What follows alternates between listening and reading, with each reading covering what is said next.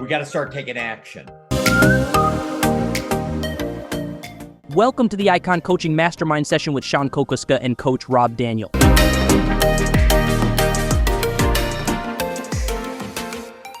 People think I've been in the Marines because I am so stinking disciplined. And actually, and I want to say this to you because I think going back to your subject matter, Shannon, about taking action. Okay, let's mastermind that for just a moment. Then we'll go to the listing. I am a freak with my schedule. I'm a freak. Okay. I sit here it is.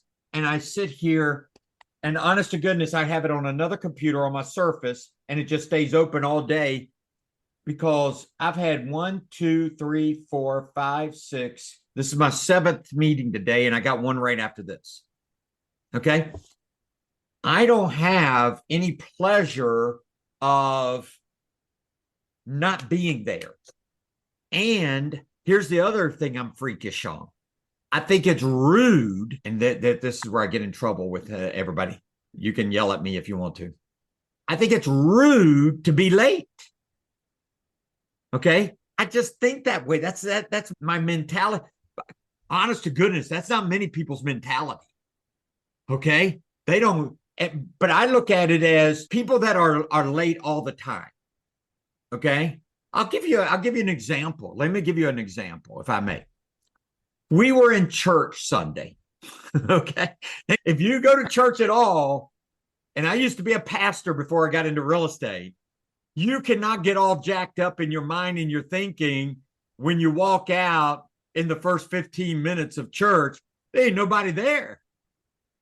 But give it 20 minutes and man, the thing could be filled up. Okay? But here's my point. My wife, I like sitting on the end because I just feel like I got room and all that kind of stuff. So my wife and I are sitting on the end, right? And they are having a praise song going on. And my wife is all into it, man. She's closed her eyes and she's just into it. Well, these people come in and start tapping her on the shoulder. Now she's all into God and spiritual and Jesus and praying and all this kind of stuff. And these people don't give a flying rip. Excuse me, I need to get by. That's what they go. And I'm like, I'm ready to fight right there in church, man. Somebody better stop me because I'm about to hurt somebody here. But my whole point is this, as Simon is coming in. Yeah, sorry I'm late. As Simon is coming in late and we're talking about being late. Sorry about that. So don't take offense to it, Simon. Okay, no problem. My whole point is this, right? Mm-hmm. You interrupt, right? That kind of thing. Now, there are reasons. Simon is never late, for example. I'm never late. Mm-hmm. But I am late sometimes, but you can bank on it. Something went wrong. Something is not right. Mm-hmm. Tell me your thoughts on, because I may need some help on this. I am really freakish about being on time. My motto is to be early is to be on time is to be late. I'm like, mm-hmm. Are you realtors out here late for your clients? Mm-hmm. Are y'all late for a listing agreement?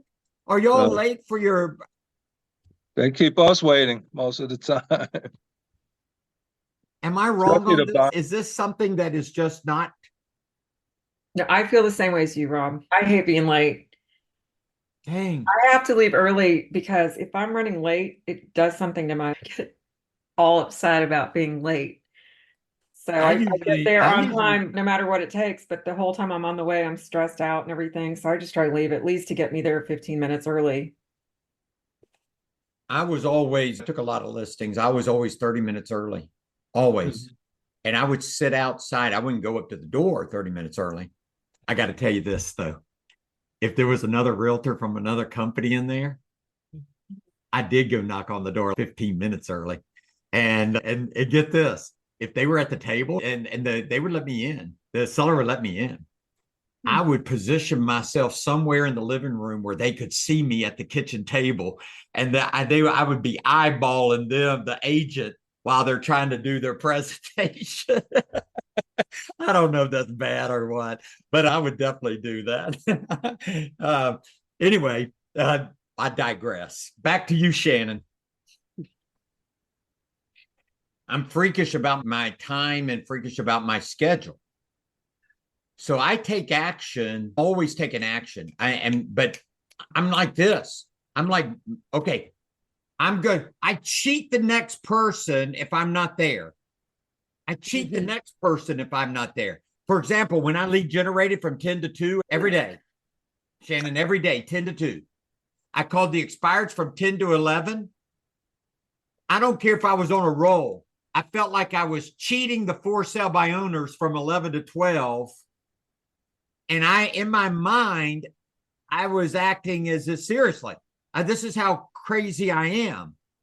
I would think the for sale by owners in my head was sitting at the phone waiting for me to call from 11 to 12. And if I didn't call them, they were upset with me. So no matter how good I was doing with expires from 10 to 11, I'd shut it down and I would be calling the for sale owners because they're waiting for me. Would you call that discipline? I would say that's discipline. I think it's a practice and a habit. Yeah. I get in the habit of running late. Yeah. My wife and I have habit of not taking action, right? Yeah. My wife and I have date night on Friday nights at 5:00 every Friday night. We've been doing it for almost 40 years. I've never been late and I'm always on time. Never missed. Never. That's what I say. I'm never late and I never missed. Even when I was taking a listing, I would tell the seller, I got to leave by 4:30. Mm-hmm. And if they were not ready, if I was in the middle of my presentation because they had a lot of questions, I just fold up my briefcase and say, hey, listen, you can do one of three things. You can sign with me now, sign with me later, or don't sign with me at all, but I got to go. How many realtors would do that? Not many. They're going to be right there and be late for their date night. But that's why me and my wife been married for 46 years in August. You don't miss date night. Am I just a freak? Well, I'm a therapist and I'll say yes. No, I'm kidding. I take that. I'll take it. No, and I think our society in general has gotten really, the busier we all are, the more technology is supposedly making our lives easier. It actually has made us busier. And the busier we are, the more we are cutting ourselves and each other slack for timeliness. But then that's a problem. And then people are building resentments and frustration. And so I think that we do need to hold ourselves more accountable and have time be a priority. But see, okay, and I would coach you on something. Let's go back to your original, what we're thinking about. How do we take action? How do we take action every single day? How we take action in the hours that we're supposed to take action, right? I think there's two things on this. Number one, are you a freak that follows a schedule? Hmm. And if it's not in your schedule, if you ever had bold or anything, if it's not in your schedule, it doesn't exist. If it's not in your schedule, it doesn't exist. It's not about selling real estate, everybody. It's about following a schedule. It's not about selling real estate. It's about following a schedule. And if it's not in your schedule, it doesn't exist. And that is truly my life. For example, if Simon says, hey, Rob, can I have a conversation with you tomorrow at 11 o'clock? Absolutely, Simon. In fact, I got it available right now. But if I don't stop and put Simon in there, guess what? Tomorrow he doesn't exist. Even though I said to him, hey, yes, Simon, we can meet at 11 o'clock. I can promise you I won't be there, Simon, because it's not in my schedule. Every little thing has to be in my schedule. Is that wrong, Brandy? Is that crazy? When I was an athletic trainer and we had the rehab sports medicine, we did the treatments and stuff from ultrasound, stim, the hands-on work, everything like that to their rehab and guiding them through their exercises.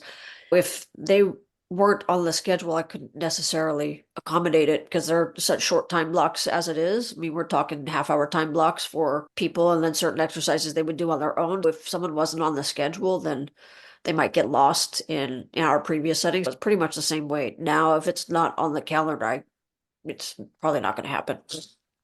Would everybody agree with that? And if you do, I want you to talk to me about that, because if would you agree with me? If it's not in your schedule, it basically doesn't exist.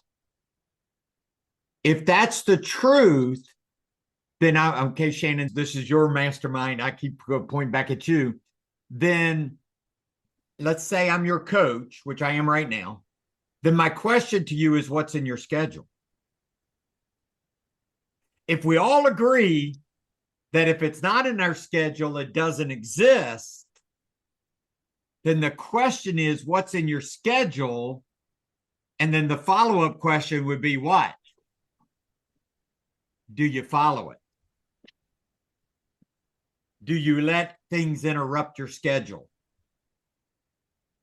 See, it has to be an incredible medical emergency for me to interrupt my schedule.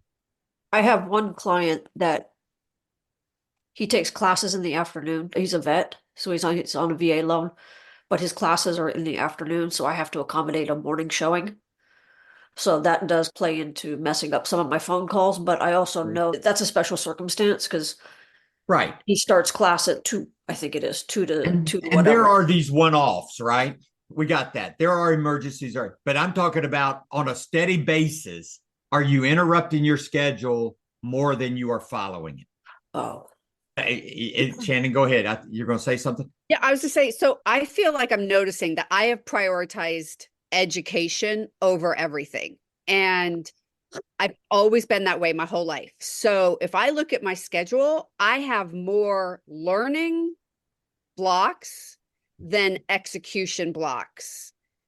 And that's a problem. Like I have 2 PhDs and 2 masters. Like that's how I've always been. Like my life has always been that way. So that's not new with real estate, but I am realizing I'm not implementing what I'm learning, and I'm not implementing most anything because I'm just always learning.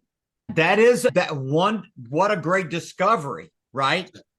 No, that's a great discovery, because I wanted to read you something. A lot of people that do inaction, they give it some other form of research, planning, preparation. They have other words for inaction, right? Your Shannon is like a little bit of that: education, preparing, researching, that kind of thing. Mine was the opposite. I could have used some more better planning. I was more of ready, fire, aim. Okay, versus ready, aim, fire. But so many people are ready, aim, get ready, get set, and never go. I was one of these: get ready, go, get set. I was like, oh man, I'm gone, man. Where's everybody else? And then I make a mess of myself. Don't get me wrong. Sometimes whenever you don't aim and you fire before you aim, you'll hit something. You just don't know what you're hitting. Okay. So I think there's a combination, Shannon, that you got to take a look at in your schedule and say, okay, I got to have some planning and education, but man, I got to have at least half, if not a little bit more, of implementation. That was a great way of putting it. Great way of putting it. And so I've got this on recording, just so you know, and I'm going to go back and listen. So next week, I'm going to ask you the question: have you put a little bit more implementation into your schedule than you do education? Great. Okay. If you don't, I'm going to use that too, by the way, in my coaching techniques. Okay. Judith, you're in. Yeah, I was just going to say I have the same thing because I'm all about learning and I never feel like I know enough. And so what I'm trying to do now is do things in the morning or at night to schedule in the learning part, because I found that when I was doing it, when I could be making my calls, at the end of the day, while I was doing it, I felt like I was doing something productive. But then at the end of the day, I would feel guilty that I didn't get the stuff done that was going to get me where I need to be. And the truth is, for me, I know enough. And I'm sure you do too.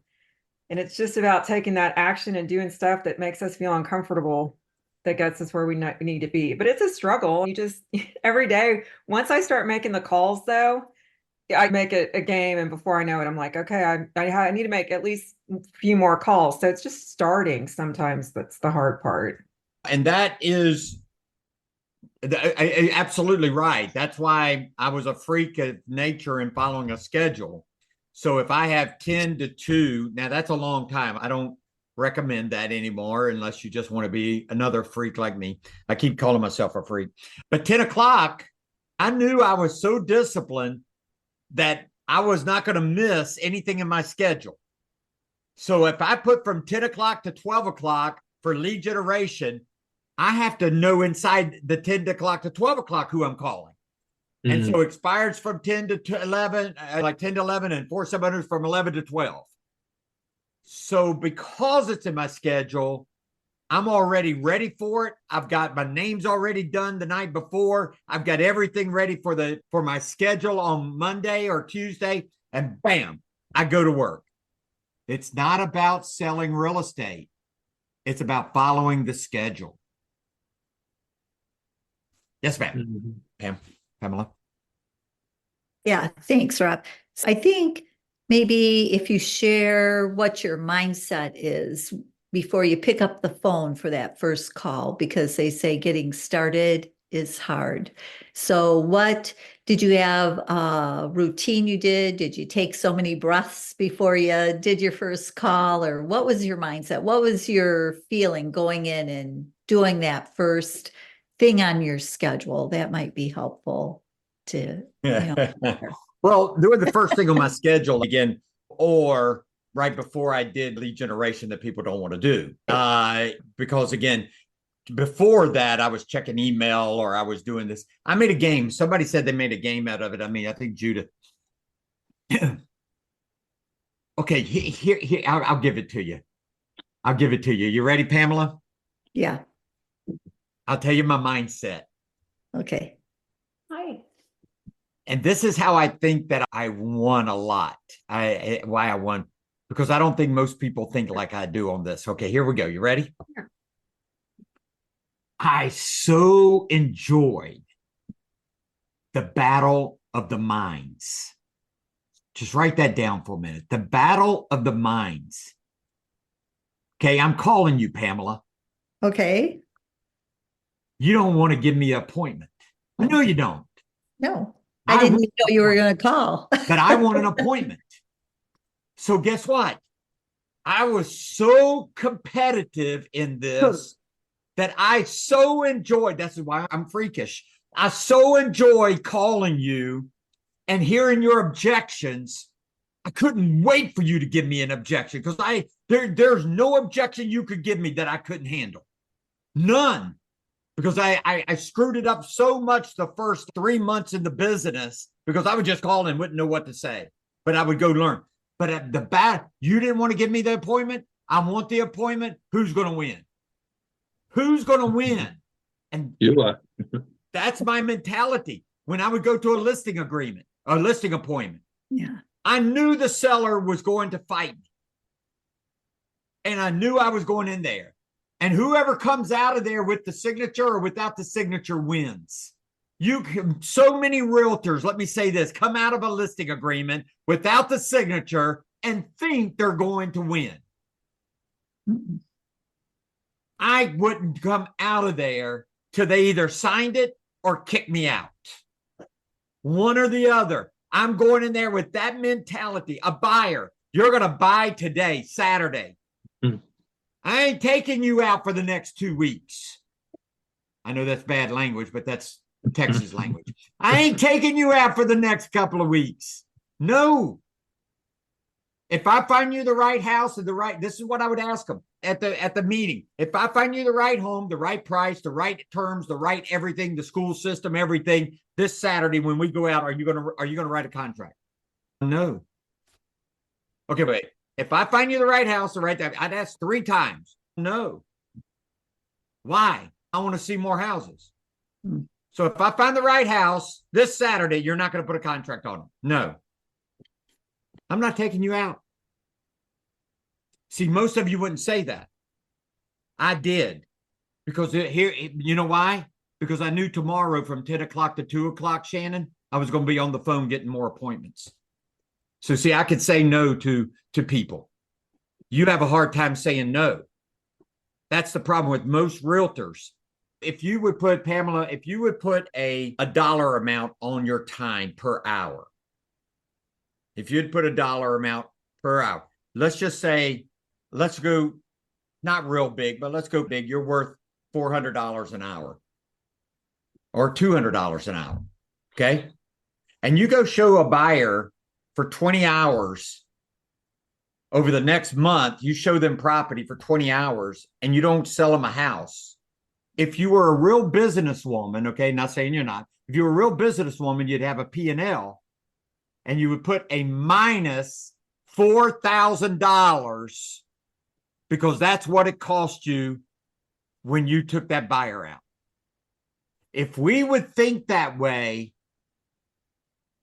we would save ourselves so much money because we would ask the right questions at the very beginning. Are you going to buy? Because here's the thing, Pamela. Now, when you take the next buyer out, you're a minus $4,000 in the hole. Now, you better sell that next buyer a house very quickly and make yourself $12,000. But then on your P&L statement, you only made $8,000. See, if we thought like that, like a businesswoman, a businessman, if we thought like those type of things, that's, I don't know why I always thought that way. I was worth so much an hour and I turned down so much business between 10 o'clock and 2 o'clock. I bet I turned down at least $1 million worth of business. But I'll bet you I made $5 million because I turned it down. Because here's the thing, if I violated my lead generation once, would I violate it again, everybody? How about again? And again, till poof, it's gone. And that's what happens to most realtors. They violate their action, Shannon. They violate what did you call it? What was the word? You said you do a whole lot of education and implementation, execution. Mm-hmm. They violate their executions. And you have to schedule your executions. And my executions was from 10 to 2. And I don't violate it. Just like date night, don't violate it. Just like working Sundays, I didn't work any Sundays. If I violated it once, I'd violate it again and again until I'm working every Sunday. So somewhere you got to say to yourself, I got to say no to that person. The only reason we don't say no because we don't have enough business. The only reason we don't say no to people is because we don't have enough business and we need that business instead of wanting that business. One of our bold laws was this, and it's a great bold law. You might want to write it down. You teach people how to treat you. You got to teach people how to treat you because believe me. That every day people don't get it as a concept, but we really do. You do. Like it's an important concept. Yeah, because if you don't, they're going to treat you how they want to treat you. Yeah. And a lot of times it's not how you want to be treated. So you got to teach people how to treat you.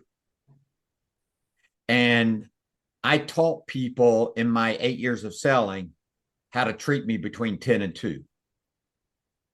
Like I said, I probably wasn't the most popular person in my office. Because again, I'm not going to talk to you between 10 and 2.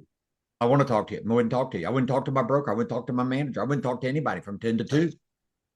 And finally, they all got it. They just left me alone from 10 to 2. They might be outside my door at 2 o'clock, and that's okay. But not from 10 to 2. Any thoughts? Any last thoughts on taking action and scheduling? I want to get to Judith, what Judith talked about yesterday, because I thought it was really good. And Judith, I don't know if you heard at the very beginning, I was telling them what you had said, and they all liked the idea of maybe doing a little bit of a mastermind around that. Whenever you take a listing, and I'm going to get my pen and paper out. Okay, so whenever you take a listing, Judith was saying, and it certainly is true, you should be able to get 2 or 3 more pieces of business out of any listing that you have. Okay, that you should be able to get 2 or 3 more pieces of business. How? We certainly came up with a couple of ways that I can certainly tell you, but I'm going to put down here. I hope that we can come up with anywhere from 5 to 10. How can we get more business, another piece of business, buyer or seller, whenever we take a listing? Who wants to be first? I'm happy to go first. So when I take a listing, I do door knock. I do open houses around it. I door knock, but it's the way I release the listing. It's it's like Apple or Nike or people do. And I talk to my clients about it. This is how I present to them. When Apple or Nike goes to release, like Apple with their next phone, you don't walk into the store and see that the new phone is there. They build it up, they introduce it, they give you little pieces of maybe what's new and why you'd want it. So when I take a listing, I tell people I do tease what it is. We just give a little bit of information, coming soon, the front of the house, the interior. We build on that. And then we build up to the open house. We do no showings until the day of the open house. So no one has access prior to the day that we're going to have the open house. But I do open it up to the realtors prior to the open house so they can get in and out if they want. What I'm trying to do is generate a lot of activity around that home in a short period of time. I usually tell my client not to be home for the weekend, that we're going to have the home on the market for the weekend and be sold by Monday. But then I knock the doors midweek and invite the neighbors to the open house. And the last one I had, met someone who, when I handed them the card and the information on the open house, actually said, we need to talk to you because we need to sell our home. So I ended up with another listing after I did 2 open houses that weekend for this property. And after the second open house for it, I had an appointment with them to go walk through their home and tell them what they needed to do to get ready to come on the market. Now, the buyers that came through that didn't have representation, I tell them that I can let you know about new homes coming on the market in the area before anybody else, because I'm aware of them. People want to know what other people don't have information on. One thing that I love what you said, you build the tease almost. Yeah, it is a tease. You're building the tease. I don't know if we do as realtors, we do a good job of that. And let's sell it right now. Let's get it done right now. Versus no, you can't see it. No, not until this date. No. And it's like building up and building something. And then boom, man, there it is. 2 days, 1 to 3, 50 people, 50 groups of people, not just people, but 50 groups of people came through that home. Plus we had showings before, after, and during that time. That's not counting agent showings. And it's a desirable area, but anybody in that listing area, now we send out, we said coming soon, our advertising on it, we did on Instagram, Facebook. We crossed off, we said coming soon, then we said open house. And then we crossed that out and we said under contract. So it was like boom. And that was a series of advertising or marketing. That's, I think, Rob, for some of us, I don't know how many here have been in the business for a long time, but we used to do homes magazines and all these things. That's where people would find you. Right. I think it doesn't matter your skill level as much anymore as your ability to get in front of people, because that's the challenge these days. So it's finding a way to market for your clients. Your client feels like their needs are met, but you're also marketing yourself and showing what you can do for the client. So you're trying to cover both sides of that. So listings are the name of the game, right? The buyers will find you because they're going to show up. I did an open house again another weekend and I got 2 buyers out of it right away. They came in, and when you have massive groups of people come through like that, it's harder to talk to people and make the connections. There's 1 or 2 that you may talk to a little bit, but when you have, it's almost better when there's fewer people, but that depends on the location, the subdivision, the area, right? And I had fewer people through the other open house. We did the same thing, but I got 2 leads out of that one versus 1 out of the one where there were 50, because it's just too many people. And I had a title guy with me, and I always have a lender with me when I do my open houses. So it's a party. There's people there to greet. Everybody has to sign in. I had a woman say to me, "Do I have to do this?" I looked at her and smiled. I said, "Yes, you're walking through a private resident. You must do this." And they then fill out the sheet. So it's, Yeah. Sometimes you just got to tell them. yeah. And they'll be they'll okay do with it. that. If you are confident enough and just smiling and saying, "Yes, I'm sorry, you do need to do this," they'll do it. Okay. Man, that was some good stuff right there. Dang. That's our marketing Dang. plan. That was really good. Really good. Okay, somebody else. Next, we're talking about how do we get some more business? How do we get more pieces of business when we list a house?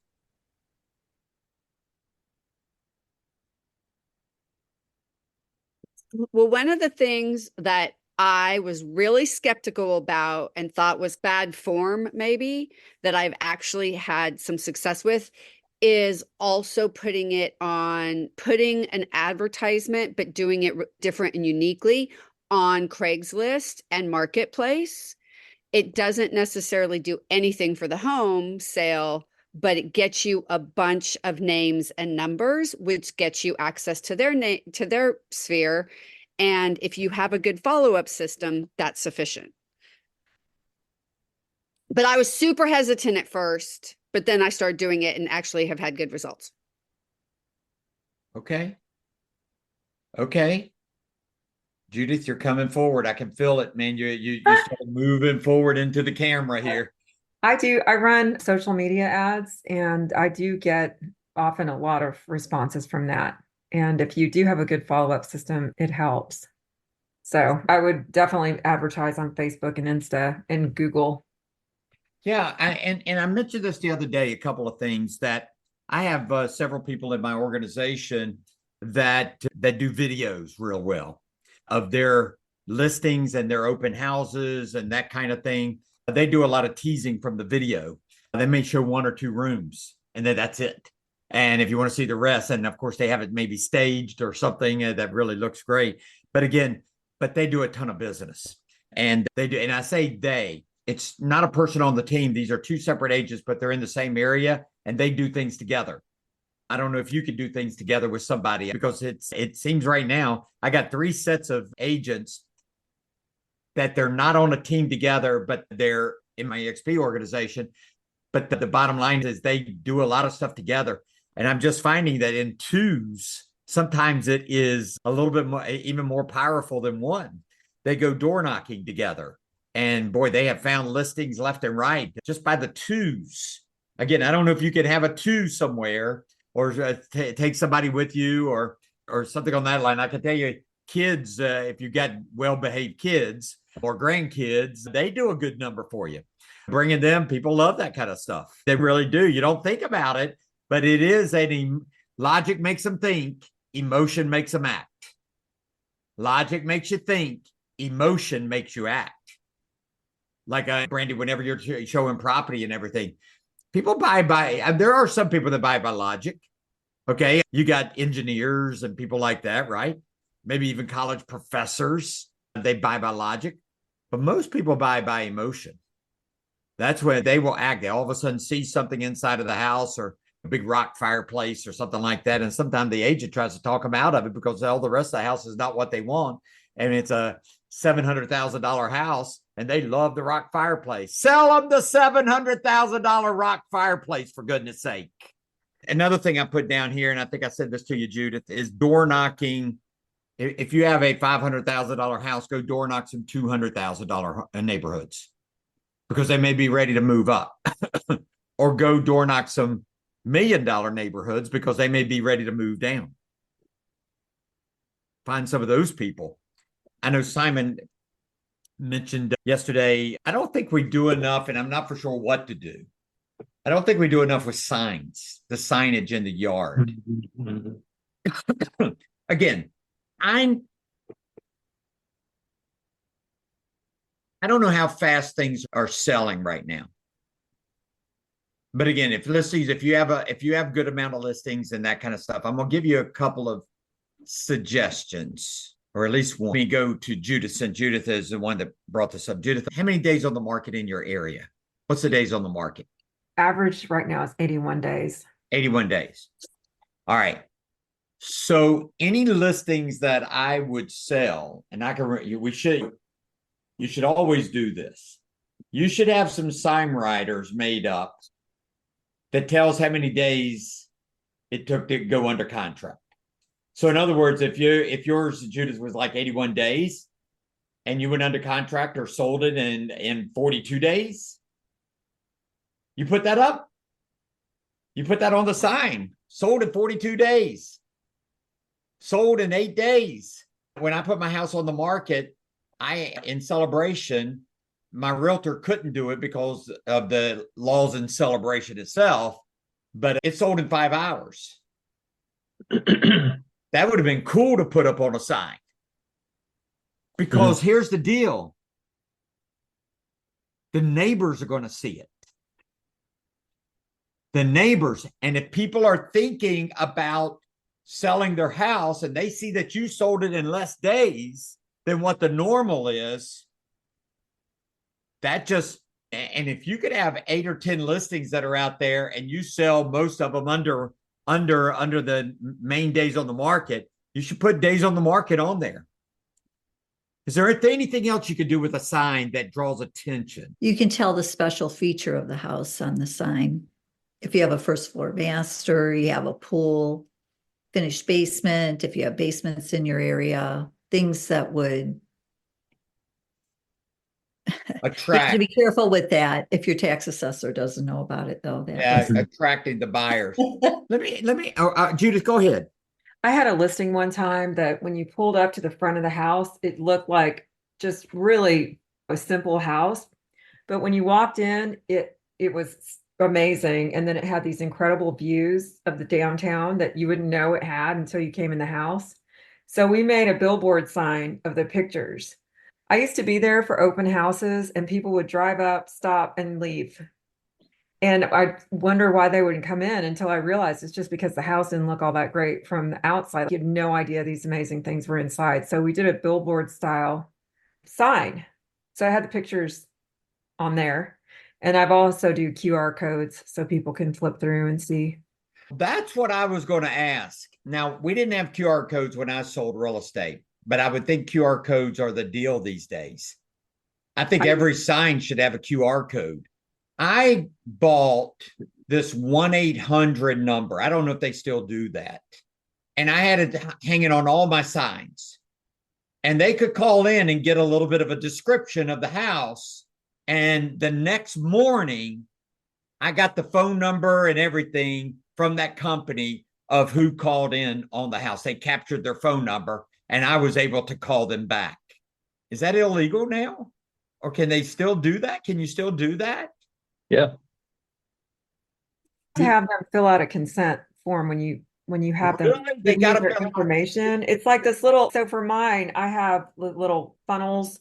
So I go there and they fill out something that says, yes, I agree to be texted or emailed. They've got this little consent form. At least that's who the company I work with requires, because last year they passed some laws about texting people. Well, that's very interesting. Very interesting. Because see, yeah, I have seen it also before where they have texting on the sign. Text this number for more information. Okay. And then of course you capture their phone number whenever they text in. And They opted in whenever they texted you. They didn't have to text. So they opted in. So therefore you're able to call them because they opted in. Because they could have easily passed on it or called you. But again, we're talking about how to get more business from a listing. And I think there's things that we could do with the signage that could get you more buyers or sellers or whatever it is. What else? Anything else that you can think of? Okay. Again, I always do believe that you could get 2 or 3 more pieces of business if you really concentrate on getting those businesses, right? It's work. Let me say this. It's work. Just think about what, again, Pamela does. I did the same way. I didn't have open houses. I think most realtors do boring open houses. I had open house events. Okay. I had a party. I had a circus. I had flags all over the place. I had all kind of stuff going on. I did big giveaways at the open houses. It was just a monster. And I averaged somewhere right around 75 people in my open houses every 2 weeks. I was taught this by a guy named, I told you guys, Judith, Jim Droz. Remember I told you about him that on all his flyers, he would do this. Oh, look at that. Did you see that? I was giving you guys some hearts. Watch this. Look at that. Whoa. Dude. I love you, Simon. You told me how you loved me the other day on the phone. You were saying that. Yeah. Oh, what he did, and by the way, just to give you credence with him, he was the #1 Central 21 agent in the world in 1987. And in 88, he sold 300 something houses with only one assistant. Okay. But he, on every flyer he ever put out or ever did, he would have an edge like this, and it would have Jim Droz all around because he said he wanted people to know his name. And so every flyer had his name around the edge.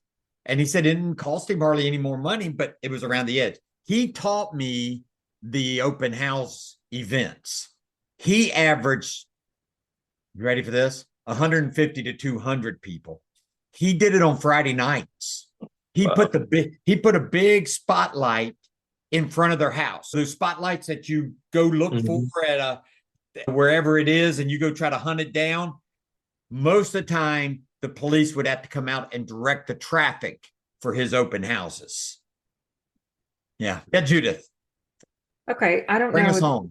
you're okay with this or not, but if someone wants to practice scripts, I don't have a lot of time, but I'm interested in finding someone to practice scripts with, if anyone's interested in that. Something, again, I like what you're saying, and I'll let them contact you if they want to do it. A lot of times they don't commit right here. And a lot of times when you only have 6 people or 5 people, nobody commits. If we had 105 people, you'd have 10 people that would commit. I'm just putting it out there. Yeah, and we'll get bigger and bigger, but I appreciate that. That's pretty bold to want to script practice. I'm going to put my phone number on here. Okay, yeah, put that into the chat and everybody grab her phone number. 1, 2, 3, 4, 5. We're missing one person. Oh, Michael. All right. Did you put it in there? I am. Oh, okay. Thank Good you. time, Rob. I lost you. I can't I'm hear sitting there you. talking and I must have muted myself somewhere. I don't know how I got muted. Anyway, I hope that you enjoyed this today. Again, 2 sets of things, think in action, Shannon, and scheduling. And I love some of the things that you did say, the implementation and execution versus just planning, and get that into your schedule. And then different things about, did you ever get that in the chat? Is my chat I work? put it Oh, out there there. it is. Got it. There it is. Thank you. Thank you for that. No pressure. Hey, one of our bold laws was no pressure, no diamonds. Man, put the pressure. All right, then I'll put the pressure out there. Listen, thank you guys. I really appreciate it. Don't forget to do your numbers for next Monday. I am looking at it and seeing it a lot of times. And those that are putting the numbers in, it's calculating it down at the bottom so you can really see how many contacts per this and what it looks like. And then in 3 or 4 or 5 months, you'll be able to really predict your business. Keep doing that and discipline yourself. Put it in hey, Shannon, put it in your schedule. Do your numbers on Friday or Sunday. All right. Thank you, guys. Talk to you soon, okay? If you would like to hear more masterminds, hit like and follow us on our social media channels. if you would like to be part of our mastermind session. Click the link in the description and join us on our next Accelerated Breakthrough Plus Mastermind.